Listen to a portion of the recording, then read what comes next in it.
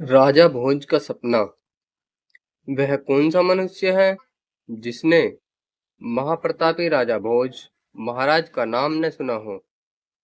उसकी महिमा और कीर्ति तो सारे जगत में व्याप रही है और बड़े बड़े महिपाल उसका नाम सुनते ही कांप उठते थे और बड़े बड़े भूपति उसके पांव पर अपना सिर नवाते। सेना उसकी समुद्र की तरंगे का नमूना और खजाना उसका सोने चांदी और रत्नों की खान से भी दुगना।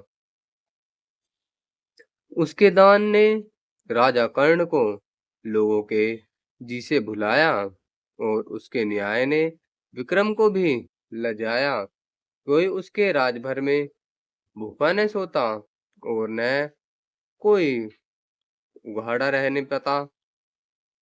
जो सत्तू मांगने आता उसे मोतीचूर मिलता और जो गधी चाहता उसे मलमल दिया जाता। पैसे की जगह लोगों को असरफियां बांटता और मेह की तरह भिखारियों पर मोती बरसाता। एक एक श्लोक के लिए ब्राह्मणों को लाख लाख रुपया उठा देता और एक एक दिन में लाख लाख गोदान करता। 1.25 लाख ब्राह्मणों को श्रीटस भोज करा के तब आप खाने बैठता। तीर्थ यात्रा, स्नान दान और व्रत उपवास में सदा तत्पर रहता। बड़े बड़े चंद्रयान किए थे और बड़े बड़े जंगल पहाड़ छान डाले थे। एक दिन शरद ऋतु में संध्या के समय सुंदर फुलवाड़ी के बीच स्वच्छ पानी के कुंड के तीर जिसमें कुमुद और कमलों के बीच जल पक्षी कलोले कर रहे थे। रत्न जटित सिंहासन पर कोमल तकिए के सहारे स्वस्थ चित बैठा हुआ महलों की सुनहरी कसियां लगी हुई संगमरमर की गुमजियों के पीछे से उदय होता हुआ पूर्णिमा का चांद देख रहा था और निर्जन एकांत होने के कारण मन ही मन में सोचता कि अहो, मैंने अपने कुल को ऐसा प्रकाश किया जैसे सूर्य से इन कमलों का विकास होता है। क्या मनुष्य और क्या जीव जंतु, मैंने अपना सारा जन्म इन्हीं के भला करने में गंवाया और व्रत उपवास करते करते अपने फूल से शरीर को कांटा बनाया। जितना मैंने दान दिया उतना तो कभी किसी के ध्यान में भी न आया होगा। जिन जिन तीर्थों की मैंने यात्रा की वहीं कभी पंछी ने पर भी न मारा होगा। मुझसे बढ़कर इस संसार में और कौन पुण्यात्मा है और आगे भी कौन हुआ होगा। जो मैं ही कृतकार्य नहीं तो फिर कौन हो सकता है। मुझे अपने ईश्वर पर दावा है, वह मुझे अवश्य अच्छी गति देगा। ऐसा कब हो सकता है कि मुझे भी कुछ दोष लगे। इसी अरसे में चौबदार पुकार चौधरी इंद्रत निगारू बैरू श्री महाराज सलामत भोज ने आंख उठाई।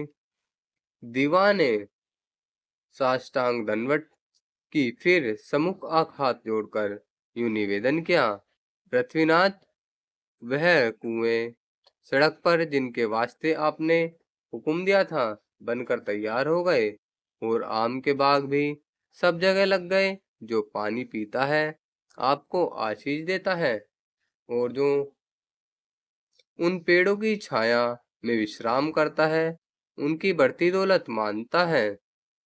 राजा अति प्रसन्न हुआ और कहा कि सुन मेरी अमलदारी, भर में जहां जहां सड़क है कोस कोस पर कुएं खुदवा के सदव्रत बैठा दे और दुतरफा पेड़ भी जल्द लगवा दे। इसी अरसे मैदानाध्यक्ष ने आकर आशीर्वाद दिया और निवेदन किया कि धर्मावतार वह जो 5,000 ब्राह्मण हर साल जाड़ों में रजाई पाते हैं सो पयोड़ी पर हाजिर हैं। राजा ने कहा, अब 5 के बदले 50,000 मिला करें और रजाई की जगह 16 दुसाला दिया जावे। दानाध्यक्ष दुसालों के लाने के वास्ते तोसे खाने में गया इमारत के दरोगा ने आकर मुजरा किया और खबर दी कि महाराज, वह बड़ा मंदिर जिसके जल्द बना देने के वास्ते सरकार से हुक्म हुआ है, आज उसकी नींव खुद गई। पत्थर गड़ने जाते हैं और लोहार लोहा भी तैयार कर रहे हैं। महाराज ने त्यूरिया बदल कर उस दरोगा को खूब घुड़का और कहा, ये मूर्ख, वहाँ पत्थर और लोहे का क्या काम है? बिल्कुल मंदिर संगमरमर और संगमूसा से बनाया जावे और लोहे बदल उसमें सब जगह सोना काम में आवे, जिसमें भगवान भी उसे देखकर प्रसन्न हो जावे। मेरा नाम इस संसार में अतुल कीर्ति पावे।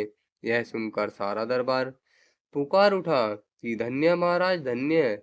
क्यों न हो? जब ऐसे हो तब तो ऐसे ही हो। आपने इस कलिकाल को सतयुग बना दिया, मानव धर्म का उद्धार करने को इस जगत में अवतार लिया। आज आपसे बढ़कर और दूसरा कौन ईश्वर को प्यारा है? हमने तो पहले से ही आपको साक्षात धर्मराज विचारा है। व्यास जी ने कथा आरंभ की, भजन कीर्तन होने लगा, चांद सिर पर चढ़ाया। घड़ियाली ने निवेदन किया कि महाराज, रात आधी के निकट पहुंची। राजा की आंखों में नींद छा रही थी। व्यास जी कथा कहते थे, पर राजा को ऊंघ आती थी। उठकर निवास में गया।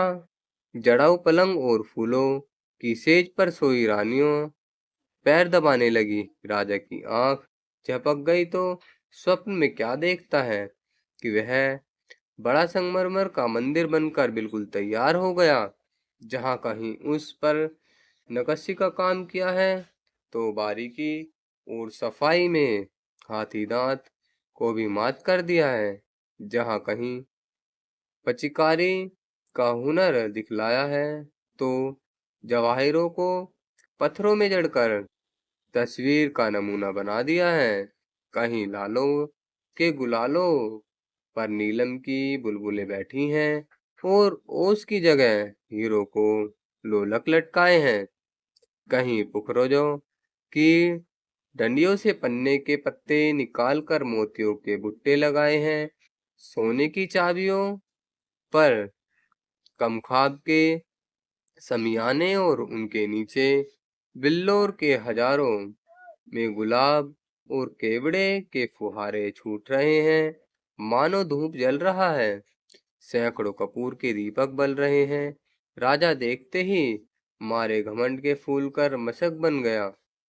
कभी नीचे, कभी ऊपर, कभी दाहिने, कभी बाहिने निगाह करता और मन में सोचता कि क्या अब इतने पर भी मुझे कोई स्वर्ग में से रोकेगा या पवित्र पुण्यात्मा न कहेगा। मुझे अपने कर्मों का भरोसा है, दूसरे किसी से क्या काम पड़ेगा। इसी अरसे में वह राजा उस सपने के मंदिर में खड़ा खड़ा क्या देखता है कि एक ज्योति उसके सामने आसमान से उतरी और चली आती है।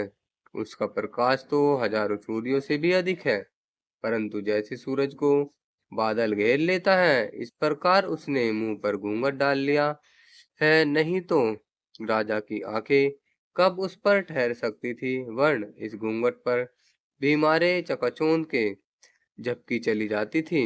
राजा उसे देखते ही कांप उठा और लड़खड़ाती सी जुबान से बोला कि हे महाराज, आप कौन हैं और मेरे पास किस प्रयोजन से आए हैं?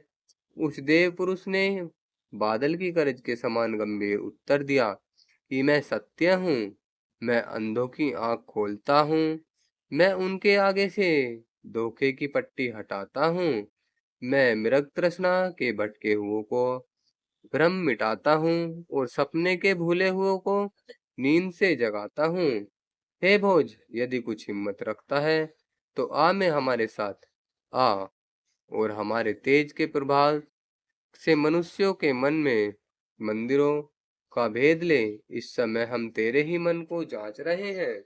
राजा ने जी पर एक अजब दहशत सी छा गई। नीची निगाहें करके गर्दन खुजाने लगा। सत्य बोला, भोज, तू डरता है? तुझे अपने मन का हाल जानने में भी भय लगता है। भोज ने कहा, नहीं, इस बात से तो नहीं डरता, क्योंकि जिसने अपने तय नहीं जाना, उसने फिर क्या जाना।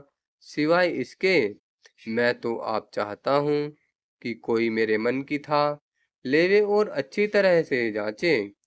मारे व्रत और उपवासों के मैंने अपना फूल सा शरीर कूटा बनाया। ब्राह्मणों को दान दक्षिणा देते देते सारा खजाना खाली कर डाला। कोई तीर्थ बाकी न रखा, कोई नदी या तालाब नहाने से न कोई छोड़ा।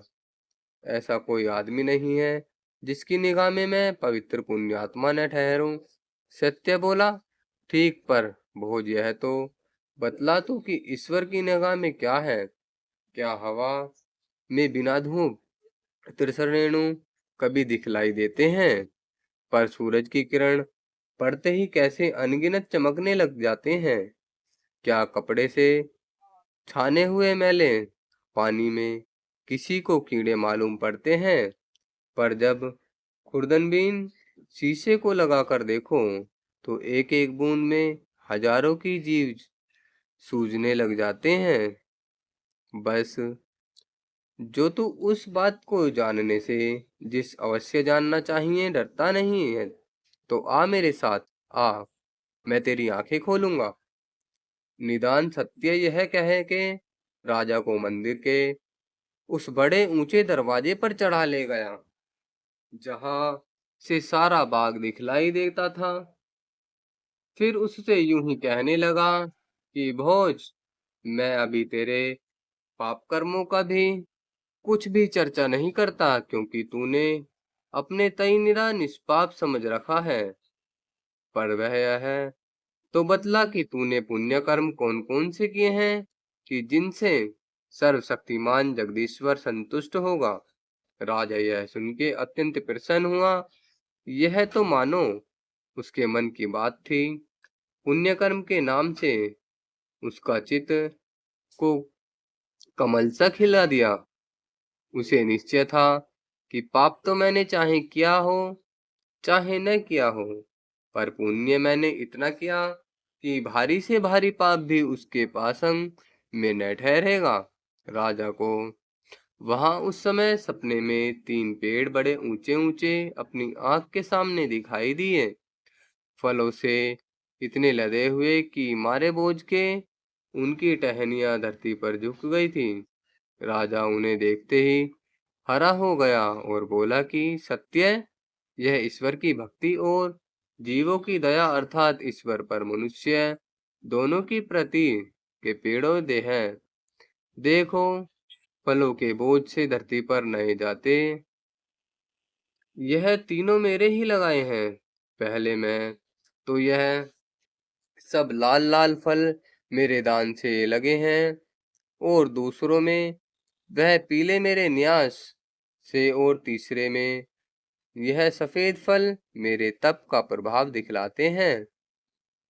मानो उस समय चारों ओर से यह ध्वनि राजा के कान में चली जाती थी कि धन हो महाराज, धन्य हो। आज तुम सा पुण्यात्मा दूसरा कोई नहीं। तुम साक्षात धर्म के अवतार हो। इस लोक में तुमने बड़ा पद पाया है, और उस लोक में भी तुम्हें इससे अधिक मिलेगा। तुम मनुष्य और ईश्वर दोनों की आंखों में निर्दोष और निष्पाप हो। सूर्य के मंडल में लोग कलंक बतलाते हैं, पर तुम पर एक छींटा भी नहीं लगाते। सत्य बोला कि भोज, जब मैं इन पेड़ों के पास से आया था, जिन्हें तो ईश्वर की भक्ति और जीवों की दया बतलाता है, तब तो उनमें फल फूल कुछ भी नहीं था। निरे ठुंठ से खड़े थे। यह लाल पीले और सफेद फल कहाँ से आ गए? यह सचमुच उन पेड़ों में फल लगे हैं, या तुझे फुसलाने और खुश करने को किसी ने उनकी टहनियों से लटका दिया है? चल उन पेड़ों के पास चलकर देखते हैं तो सही। मेरी समझ में तो लाल लाल फूल, जिन्हें तू अपने दान के प्रभाव से लगे बतला रहा है, यश और कीर्ति फैलाने की चाह अर्थात प्रशंसा पाने की इच्छा ने इस पेड़ में लगाए हैं।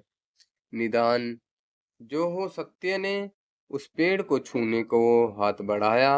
राजा सपने में क्या देखता है कि वह सारे फल जैसे आसमान से ओले गिरते हैं, एक आन की आन में धरती पर गिर पड़े। धरती सारी लाल हो गई, पेड़ों पर सिवाय पत्तों के और कुछ न रहा। सत्य ने कहा कि राजा, जैसे कोई किसी चीज को मोम से चिपकाता है, उसी तरह तूने अपने बुलाने को प्रशंसा पाने की इच्छा से यह फल इस पेड़ पर लगा दिए थे।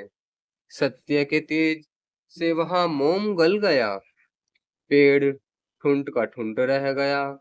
जो कुछ तूने दिया और किया, सब दुनिया के दिखलाने और मनुष्यों से प्रशंसा पाने के लिए किया।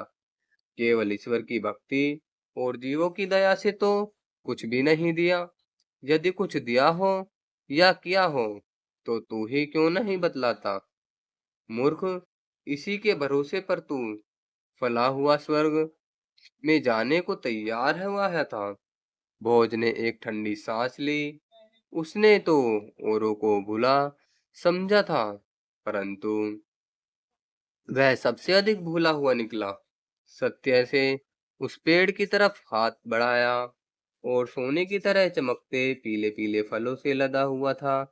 सत्य का हाथ पास पहुंचते ही इसका भी वही हाल हो गया जो पहले का हुआ था। सत्य बोला कि राजा, इस पेड़ में यह फल तूने अपने भुलाने को, स्वर्ग को यथार्थ सिद्ध करने की इच्छा से लगाए लिए थे। कहने वाले ने ठीक कहा है कि मनुष्य मनुष्य के कर्मों से उसके मन की भावना का विचार करता है, और ईश्वर मनुष्य के मन की भावना के अनुसार उसके कर्मों का हिसाब लेता है। तू अच्छी तरह जानता है कि यही न्याय तेरे राज्य की जड़ है। जो न्याय न करे तो फिर वह राज्य तेरे हाथ में क्यों कर रह सके? जिस राज्य में न्याय नहीं, वह तो बेनीव का घर है, बुढ़िया के दांतों की तरह हिलाता है। अब गिरा तब गिरा। मूर्ख, तू ही क्यों नहीं बतलाता कि यह तेरा न्याय स्वार्थ सिद्ध करने और सांसारिक सुख पाने की इच्छा से है, अथवा ईश्वर की भक्ति और जीवों की दया से? भोज की परेशानी पर पसीना आया, आंखें नीचे कर ली, जवाब कुछ न बन पाया। तीसरे पेड़ की पारी आई। सत्य का हाथ लगते ही उसका भी वही हाल हुआ। राजा अत्यंत लज्जित हुआ। सत्य ने कहा, मूर्ख, यह तेरे तप के फल कदापि नहीं। इनको तो इस पेड़ पर तेरे अहंकार ने लगा रखा था। वह कौन सा व्रत या तीर्थ यात्रा है जो तूने निरहंकार केवल ईश्वर की भक्ति और जीवों की दया से किया हो? तूने यह तप इसी वास्ते किया कि जिसमें तू अपने तय औरों से अच्छा और बढ़ के विचार। ऐसे ही तप पर गोबर गणेश, तू स्वर्ग मिलने को उम्मीद रखता है। पर यह तो बतला कि मंदिर की उन मुंडेरों को वे जानवर से क्या दिखलाई देते हैं? कैसे सुंदर और प्यारे मालूम होते हैं, पर उनके पन्ने के हैं और गर्दन फिरोजे दुम की सारे किस्म के जवाहिर जड़ दिए हैं। राजा के जो घमंड की चिड़िया ने फिर फुरफुरेली मानो बुझते हुए दिए की तरह जगमग उठा। जल्दी से जवाब दिया कि हे सत्य, यह जो कुछ तू मंदिर की मुंडेरों पर देखता है, मेरे संध्या वंदन प्रभाव है। मैंने तो रातों जाग जाग कर और माथा रगड़ते रगड़ते इस मंदिर की दहली को घिसकर ईश्वर की स्तुति वंदना और विनती प्रार्थना की है। अब चिड़िया की तरह पंख फैलाकर आकाश को जाती, मानो ईश्वर के सामने पहुंचकर अब मुझे स्वर्ग का राजा बनाती है। सत्य ने कहा कि राजा दीनबंधु, करुणा सागर, श्री जगन्नाथ जगदीश्वर, अपने भक्तों की विनती सदा सुनता रहता है।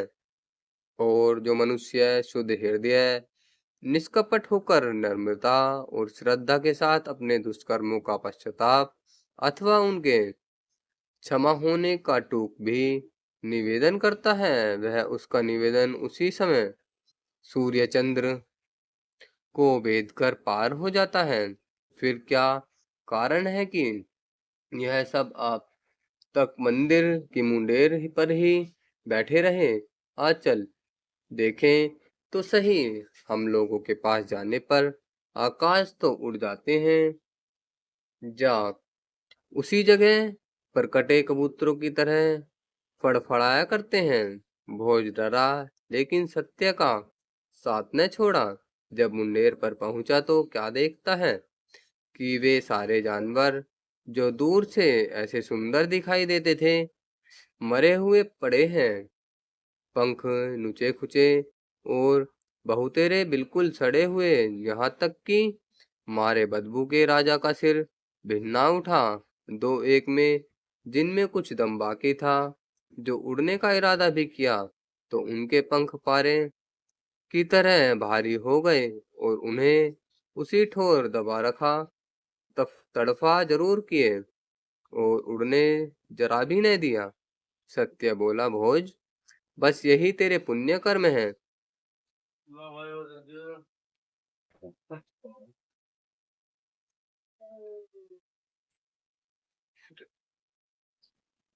इन्हीं स्तुति वंदना और विनती प्रार्थना के भरोसे पर तू स्वर्ग में जाना चाहता है।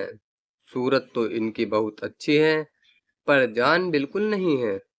तूने जो कुछ किया केवल लोगों के दिखलाने को, जी से कुछ भी नहीं।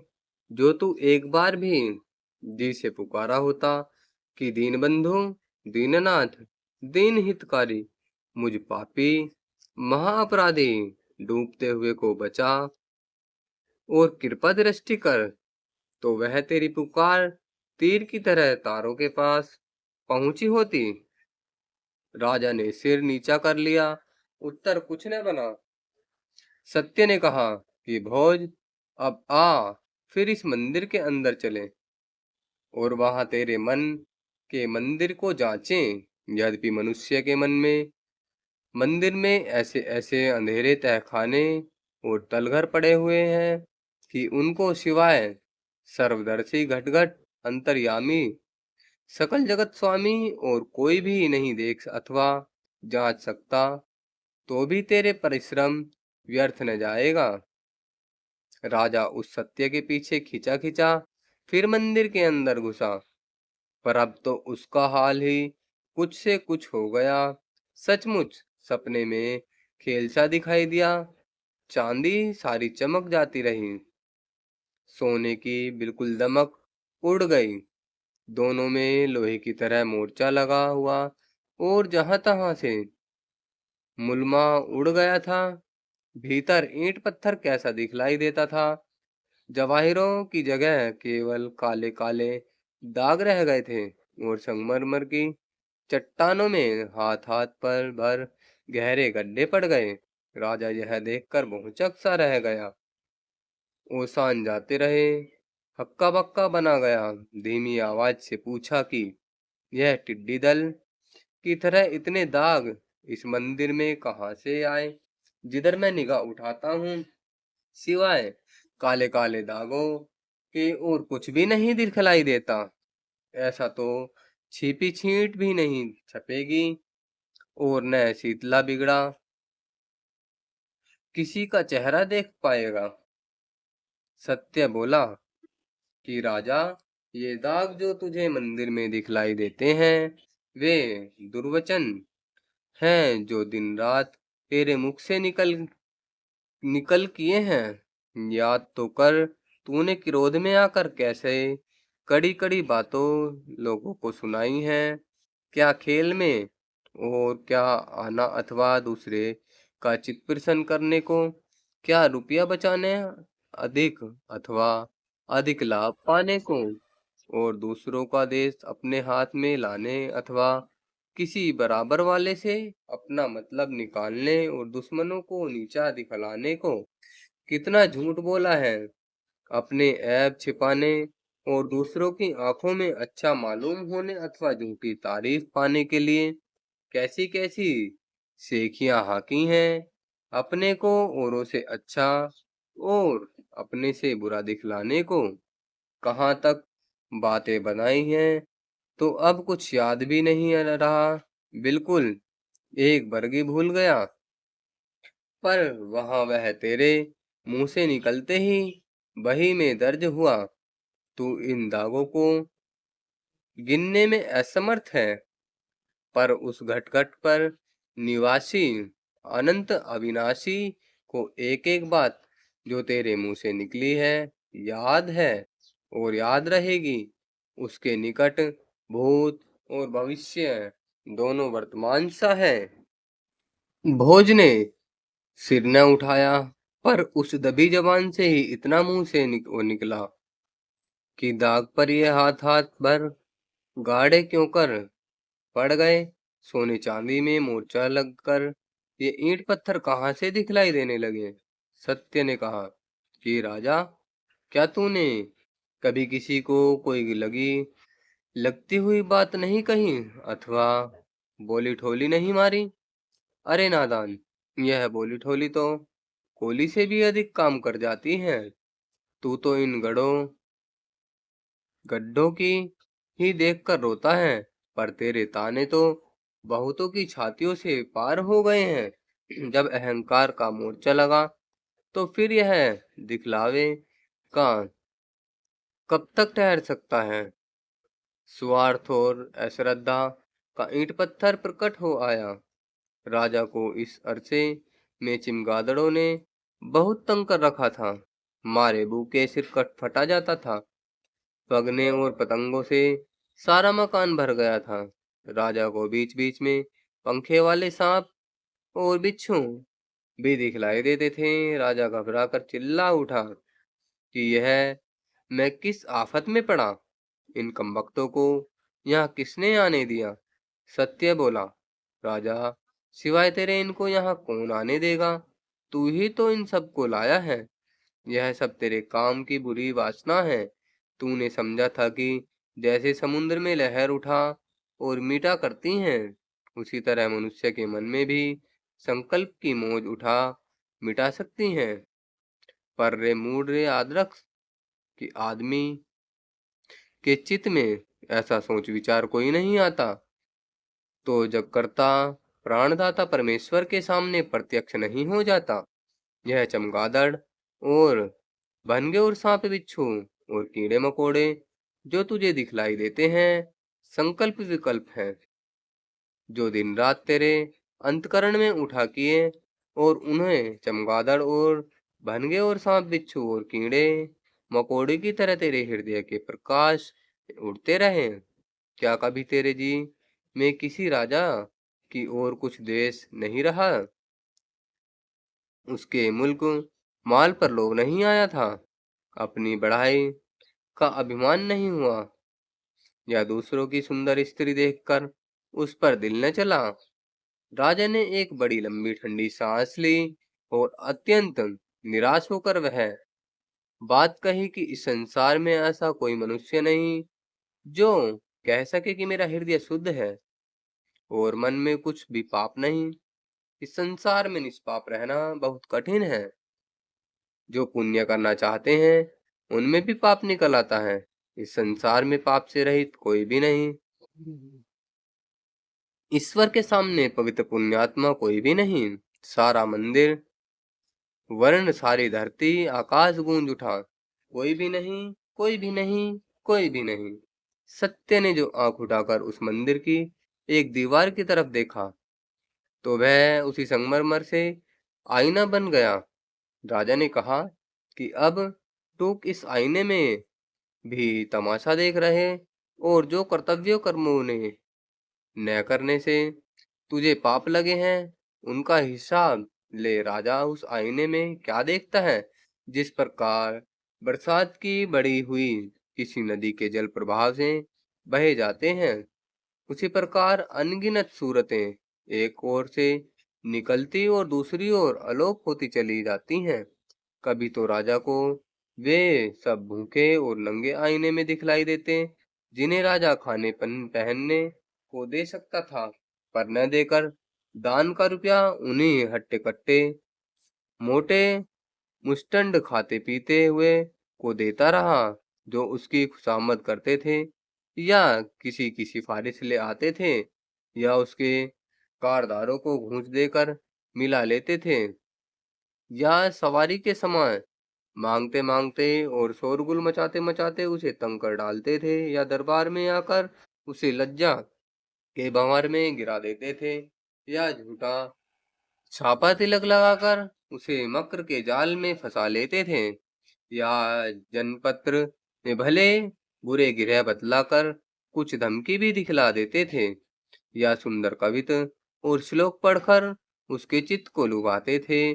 कभी वे दीन दुखी दिखलाई देते, जिन पर राजा के करदार जुल्म किया करते थे। उसमें कुछ भी उसे हकीकत और उपाय न कभी उन बीमारों को देखता, जिनका चंगा करा देना राजा के इख्तियार में कभी था। कभी वे व्यथा के जले और विपत्ति के मारे दिखलाई देते, जिनका जी राज के दो बातों कहने से ठंडा और संतुष्ट हो सकता था। कभी अपने लड़के और लड़कियों को देखता, जिन्हें वह पढ़ा लिखा कर अच्छी अच्छी बातें सिखाकर बड़े बड़े पापों से बचा सकता था। कभी उन गांव और इलाकों को देखता, जिनमें कूप तालाब खुदवाने और किसानों को मदद देने और उन्हें खेती बाड़ी में नई नई तरकीबें बतलाने से हजारों गरीबों का भला हो सकता था। उन टूटे हुए पुल और रास्तों को देखता, जिन्हें दुरुस्त करने से वह लाखों मुसाफिरों को आराम पहुंचा सकता था। राजा से अधिक देखा न जा सका। थोड़ी ही देर में घबराकर हाथों से अपनी आंखों को ढांप लिया और अपने घमंड में उन सब कामों को तो सदा याद रखता था और उनकी चर्चा किया करता था, जिन्हें वह अपनी समझ में पुण्य के निर्मित किए हुए समझा था, पर उन कर्तव्यों कामों का कभी टूक सोच न किया, जिन्हें अपनी उन्मत्ता से अचेत होकर छोड़ देता था।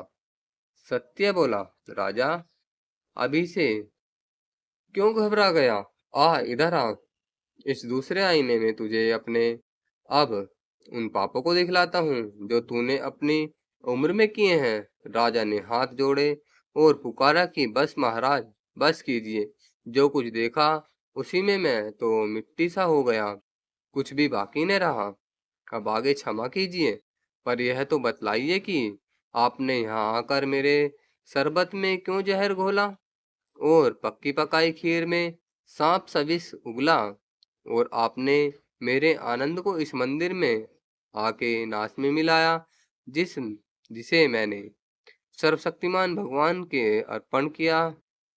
चाहे जैसा वह बुरा हो और अशुद्ध क्यों न हो, मैं तो उसी के निमित्त बनाया है। सत्य ने कहा, ठीक, पर यह तो बतला कि भगवान इस मंदिर में बैठा है। यदि तूने भगवान को इस मंदिर में बैठाया होता तो फिर वह अशुद्ध क्यों रहता? जरा आंख उठाकर उस मूर्ति को देख, जिसे तू जन्म भर पूजता रहा। राजा ने आंख उठाई तो क्या देखता है कि वहां उस बड़ी ऊंची बेदी पर उसी की मूर्ति पत्थर की गड़ी हुई रखी है और अभिमान की पगड़ी बांधे हुए है। सत्य ने कहा, मूर्ख, तूने जो काम किए केवल अपनी प्रतिष्ठा के लिए, इसी प्रतिष्ठा प्राप्त होने की सदा तेरी भावना रही है, और इसी प्रतिष्ठा के लिए तूने अपने आप को पूजा की, और सकल जगत स्वामी घटघट अंतर्यामी क्या ऐसा मन रूपी मंदिर में भी अपना सिंहासन बिछाने देता है, जो अभिमान और प्रतिष्ठा प्राप्ति की इच्छा इत्यादि से भरा है? ये तो उसकी जली पड़ने योग्य है। सत्य का इतना कहना था कि सारी पृथ्वी एक बार कांप उठी, मानो उसी दम टुकड़ा होना चाहती थी।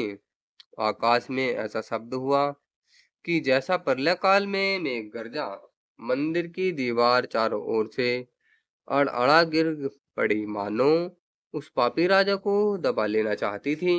और उस अहंकार की मूर्ति पर ऐसी एक बिजली गिरी कि वह धरती पर औंधे मुंह आ पड़ी। त्राही त्राहिमाम में डूबा कह के बहुत चिल्लाया। आंख उसकी खुल गई और सपना सपना हो गया। इस अरसे में रात बीतकर आसमान के किनारों पर लाली दौड़ हुई थी। चिड़िया चहचहा रही थी। एक ओर से शीतल मंद सुगंध पवन चली थी, दूसरी ओर से बीन और मृदंग की ध्वनि। बंदीजन राजा का जस गाने लगे। हर कार्य हर तरफ काम और दौड़े, कमल खिले हुए कुमुद कुमलाए। राजा पलंग से उठा, पर जी भारी माथा थामे हुए। न हवा अच्छी लगती थी, न गाने बजाने की सुगंध सुध-बुध थी। उठते ही पहले यह हुक्म दिया कि इस नगर में जो अच्छे पंडित हों, जल्द उनको मेरे पास लाओ। मैंने एक सपना देखा है कि जिसके आगे अब यह सारा राग सपना मालूम होता है। उस सपने में के स्मरण से ही मेरे रोंगटे खड़े होते हुए हैं। राजा के मुख से हुक्म निकले कि देर थी। चौबदार ने 3 पंडितों को उस समय वशिष्ठ, याज्ञवल्क्य और बृहस्पति के समान प्रख्यात थे, बात की बात में राजा के सामने ला खड़ा किया। राजा का मुंह पीला पड़ गया था, माथे पर पसीना और आ आया था। पूछा कि वह कौन सा उपाय है जिससे यह पापी मनुष्य ईश्वर के कोप से छुटकारा पावे। उनमें से एक बूढ़े पंडित ने आशीर्वाद देकर निवेदन किया कि धर्मराज धर्मावतार, यह भय तो आपके शत्रुओं को होना चाहिए। आपसे पवित्र पुण्यात्मा के जी में ऐसा संदेह क्यों उत्पन्न हुआ। आप अपने पुण्य के प्रभाव का जमा पहन के बेखटके परमेश्वर के सामने जाइए। न तो वह कहीं से फटफटा है और न किसी जगह से मैला कुचला हुआ है। राजा क्रोध करके बोला कि बस, अधिक पानी वानी को परिश्रम न दीजिए और इसी दम अपने घर की राह लीजिए। क्या आप फिर से उस पर्दे को डालना चाहते हैं जो सत्य ने मेरे सामने से हटाया है, और बुद्धि की आंखों को बंद करना चाहते हैं जिन्हें सत्य ने खोला है। उस पवित्र परमात्मा के सामने अन्याय कभी नहीं ठहर सकता। मेरे पुण्य का जामा उसके आगे निरा चिथड़ा है। यदि मेरे काम कर्मों पर निगाहें करेगा तो नाश हो जाऊंगा, मेरा कहीं पता भी न लगेगा। इसी में दूसरा पंडित बोल उठा कि महाराज, परब्रह्म परमात्मा जो आनंद स्वरूप है, उसकी दया के सागर में कब किसी ने वारापार पाया है। वाह, क्या हमारे इन छोटे छोटे कामों पर निगाह किया करता है, एक कृपा दृष्टि से सारा बेड़ा पार लगा देगा। राजा ने आंखें दिखला के कहा कि महाराज, आप भी अपने घर को सिधारिए। आप ईश्वर को ऐसा अन्यायी ठहरा दिया है कि किसी पापी को सजा नहीं देता है। सब धान बाईस पसेरी तोलता है, मानो हर भोंगपुर का राज करता है। इसी संसार में क्यों नहीं देख लेते तो आम बोता है, वह आम खाता है, और बबूल लगाता है, वह कांटे चुनता है। तो क्या उस लोक में जो जैसा करेगा, स्वरदर्शी घटघट अंतर्यामी से उसका बदला वैसा ही न पाएगा। सारी सृष्टि पुकार कहती है और हमारा अंतकरण भी इस बात पर गवाही देता है। ईश्वर अन्याय नहीं करेगा, जो जैसा करेगा वैसा ही उसे उसका बदला पाएगा। अब तीसरा पंडित आगे बढ़ा, यूं ही जवाब खोली कि महाराज धीराज, परमेश्वर के यहाँ से हम लोगों को वैसा ही बदला मिलेगा कि जैसा हम लोग काम करते हैं। इसमें कुछ भी संदेह नहीं। आप यथार्थ फरमाते हैं, परमेश्वर अन्याय कभी नहीं करेगा। पर यह इतना प्रायश्चित और होम और यज्ञ और जब तक तीर्थ यात्रा किस लिए बनाए गए हैं। यह इसीलिए है कि जिसमें परमेश्वर हम लोगों को अपराध क्षमा करें। और बैकुंठ में अपने पास रहने को छोड़ देवे राजा ने कहा, देवता जी, कल तो मैं आपकी सब बात मान सकता था, लेकिन अब तो मुझे इन कर्मों कामों में भी ऐसा कोई नहीं दिखलाई देता जिसके करने से यह पापी मनुष्य पवित्र पुण्यात्मा हो जावे। वह कौन सा जब तक तीर्थ यात्रा, होम यज्ञ और प्रायश्चित है जिसके करने से हृदय शुद्ध हो, अभिमान न आवे। आदमी का फुसला लेना तो सहज है, पर उस घटघट के अंतर्यामी को कोई क्यों कर फुसलावे। जब मनुष्य का मन ही पाप से भरा हुआ है, तो फिर उससे कर्म पुण्य कोई कहाँ बनावे।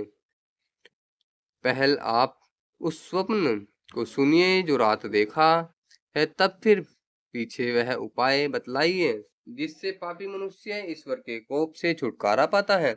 निदान राजा ने जो कुछ रात को स्वप्न में देखा था, सब ज्यों का ज्यों उस पंडित को सुनाया।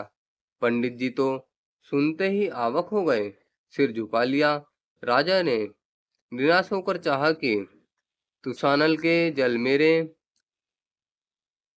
पर एक परदेसी आदमी सा जो उन पंडितों के साथ बिना बुलाए घुस आया था, सोचता विचारता उठ खड़ा हुआ और धीरे धीरे से यूं ही निवेदन किया, महाराज, हम लोगों का करता ऐसा दीनबंधु कृपा सिंधु है कि अपने मिलने की राह पाने के से सच्चे जी से मदद में मांगिए।